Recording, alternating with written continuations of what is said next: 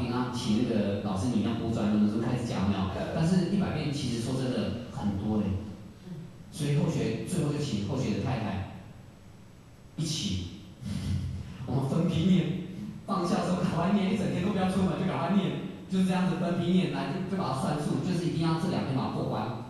就有没有救起来？有救起来了，然后他也补班，然后还开法会。后学跟大家讲，其实遇到很多事情，真的我们老师是我们最大的靠山，只是我们都不懂去，但是记得要有那份的愿力，而不是说叫老师全部照单全收哦，这很重要。还有因材施教诵经团也很好的原因，后学讲这个部分是，我们正成佛院的部分，让后学看到我们经营的睿智。我们正成在训练过程当中哈，我们经理后来有跟后学聊，他说，哇，这群老菩萨整天上课很可惜，不能让他们有他们可以表演的机会。对老菩萨，所以我们经理跟他们沟通说，哦，不然这样初一15进来大庙了，你们来诵经好不好？说诵经可以祈福又可以什么？因为我们心里观念说，既然老菩萨整合他，让他做有意义的事情，就这样讲完，他们说好哦，就开始去学，学完后一群老菩萨就很开心，就为了诵经要亲口，好亲人口开始诵，从几个到现在有17个，然后开始第2代出来，然后钱到底出现了，然后哇，然后完之后他们才所以我们正常为什么会有出现什么水菜有没有？其实经理的想法是说，一样是修。如果你们年纪大了，在我们没有办法发挥的空间，这个地方就让你们好好的沉淀，好好的学习，好好疗愈。所以经理说，这样的修办空间给你们做，但是他们做得很好，而且每一个人脸都亮，而且在他们身上发现了很多种种的显化。然后他们越诵越发起，然后开始会渡人，然后诵经法就去渡对这方面爱好的人开始这样求道，跟着去学习，是不是也是渡人的一个方法？所以虽然很多人觉得说，我们正成怎么连这个后天都碰？可事实上，我们没有因为诵经而荒废道的本体吧？我们还是在办，对不对？金子把那个区块拿出来给他们用。那前阵子可能有听到说，怎么正成也做到什么梁皇宝忏，有听过吗？大家说，哎，怎么这样？或许一定要跟他讲，其实这不是我们机器要做的，是有次经理出国的时候，有一位道亲，他本身的财力非常好，所以他常常布施在密宗，在说的佛教说的什么什么，他是很会布施的，实际上就全部都会布施，他是非常乐善好施的人。所以他求道后，他就后来跟经理说，哦，我最近很想，他说他要找一个寺庙，要办一场梁皇宝忏，为他的祖先办一场这样子，他就提了。然后他就说，他就补救哈，其实好可惜，正成没办法用，不然哈，经理我得还喽，我出几个啊。经理就说，那有什么问题？正成借你，就一句话。可是经理办到很有智慧，借你诵经的地点是在广场，不在我们大殿。我们有保护到了一个基本的体制在了，你在搭帐篷，所有的出家师傅就在广场诵。可是呢，我们以前要先献供，我们的道行也就先完后才会轮到你们。我们要那个体制走，可是体制走完所有诵经的那一群出家师傅哦，他说我第一次因为这样接触到我们道场，我发现其实观道也蛮好的，有结一个善缘。很多那个在家居士哦，出家师姐就说，其实有机会应该是来进道场来了解一下我们道场在干什么。所以经理跟后学讲说，你看，因为这个因缘，至少让这一群人对道场有好的印象。所以梁皇是这样来，然后完之后才知道说，办的第一场就连续3年，所以经理是最后名，这样懂意思吗？所以经理才说，我要抖啊。那当初后才跟经理说，经理你等下到场会有声音吗？经理说，哦，又不偷不抢，而且也是人家要求的，好不好？就办啊，反正就广场进来用没关系。剩的经费是可以来做道场的运作，这是方便法门，对吧？所以后学跟他讲，这叫因材施教，以一个因缘来成就一片天啊。所以只发愿不忏悔得来功德这一段，后学觉得对后学的影响非常的大。这是个别主线发生的，一个讲师他有一场车祸，后来发现，刚照 X 光，他是还好车祸发现的，肺部长了淋巴瘤、淋巴癌，淋巴癌你知道很严重吗？肺腺淋巴癌18公分，医生直接宣布没有救了。就这个讲师很精进哦，他当场布施了30万，全家亲口设佛塔，度了30几个人，全上功德大不大？做了很多远视眼、率众、叩首，做了这么多，可是每做状况更惨，到最后白血球剩下4。然后护士跟他讲话说，以往的道士他就跟你说差不多，你们等吧。有没有严重？严重。那这一个的他的那个，他里面就有讲是一位空道讲师，是后学学姐啊，他也是敏感体质的，因为他们道场是没有什么仙佛这些的，是很单纯的传统道场。然后呢，有一次呢，他就对着老师讲，他说老师，我们做成这样，如果他在倒下没有一点点的显化，我们所有道器会倒。他很不客气，直接指老师，跟老师就呛下哦，一个讲师哦。他说：“老师，你必须要给我一个见证啊，不然我怎么会有信心修道？我们做到已经能做，我们全部做了，我们还能怎么样？”然后呢，他说他当场就有个讯息给他，你到某个公庙为师见你。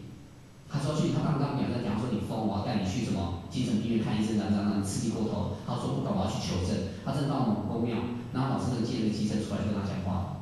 他一借的时候，很多人问明他为什么，老师就说我不是要找你们的，我要找我徒儿。老师离开了，就跟他沟通一番观念，讲的是因果的问题。然后老师讲一段话，非常就这一段：只发愿不忏悔，何来功德？你们发了这么多的愿，是真心的吗？他说冤亲债主不认为，你们在敷衍。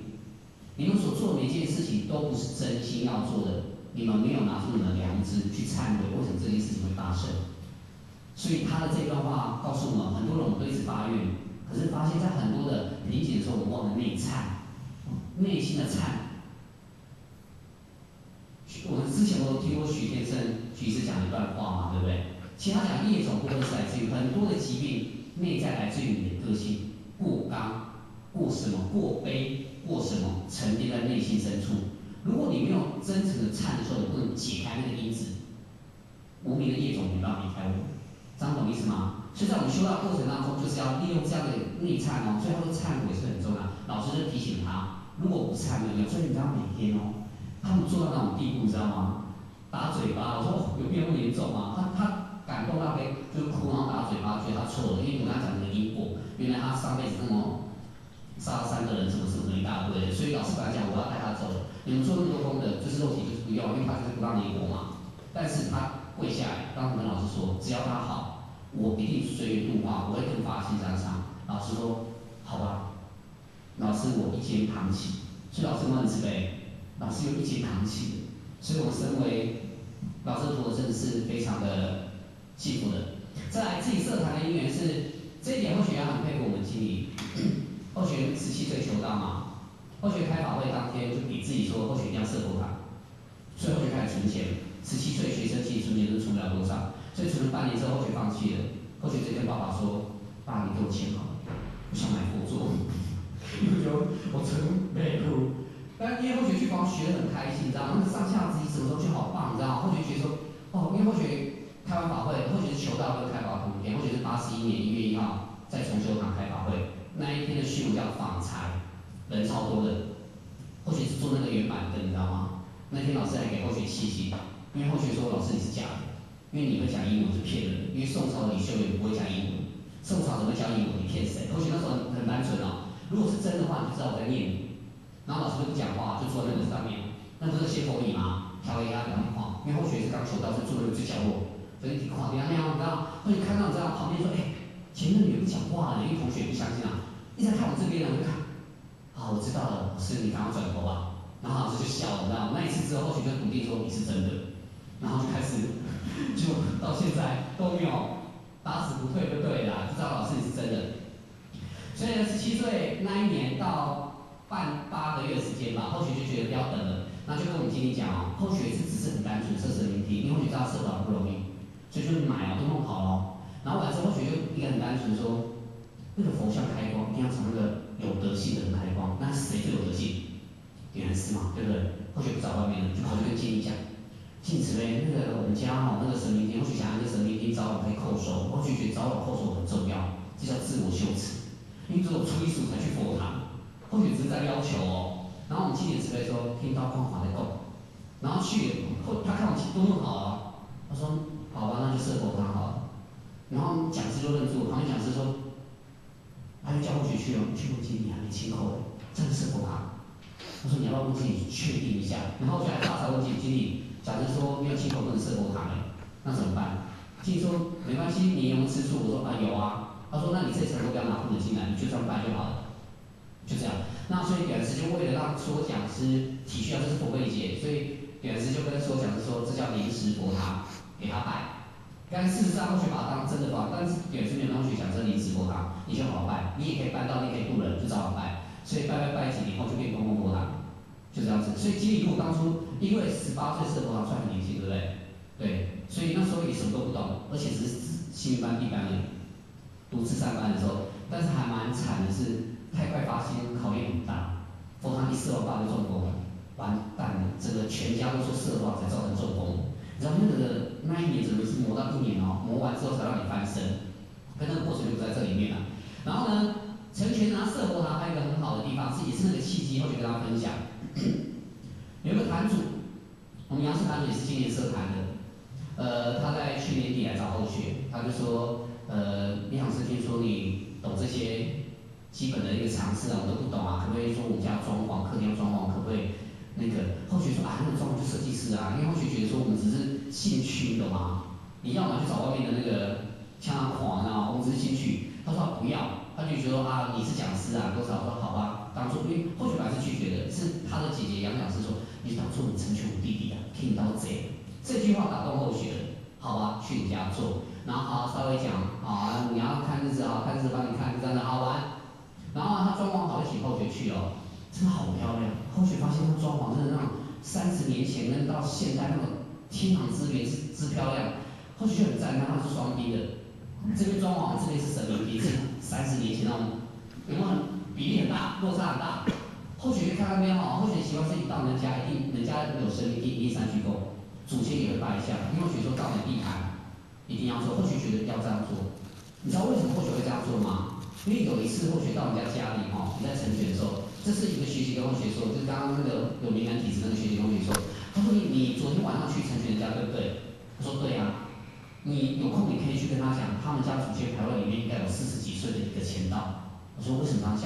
他说我不知道你在跟我讲什么，可是那个钱道就这样走出来，在旁边听你讲话。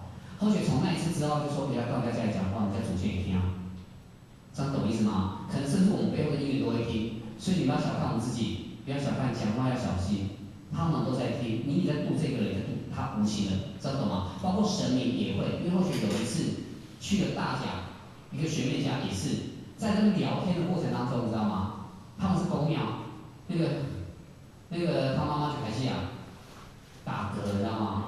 我就说，哦，希望你不要来这一招。然后他就说，样式你应该看得到，我说我看不到。可是观世音在对你笑哎，我说那当然了，因为我来要度你们。他对后学笑。真懂啊，所以不要小看这个这样的音乐。所以后学就跟他讲，后学就讲说好可惜，好可惜。如果你们家这个地方也变佛堂多好，有没有顺利的事？他说不可能，我不要。他那位杨叔太太亲口了，但是他还没，他们家还没，但是他2个姐姐家一个设佛堂，都是讲师，他就是不要。然后后学开始跟他讲哦，然后他就补了一句话说，我不可能把我这3尊的佛像拜30几年佛像换。